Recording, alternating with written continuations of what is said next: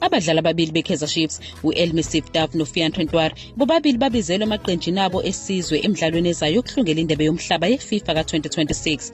uDaf, owenze into encomekayo ebuye ekulimaleni, usejoyine iqembu lesizwe laseMozambique ngemuva kokunyamalala isikhathi eside. Lo mdlalo ukhombisa ukuqina enqoba imidlalo yakhe emibili kwemihlanu selokhu ebuyile eqeda imizuzu engu-90 kuleyo mdlalo.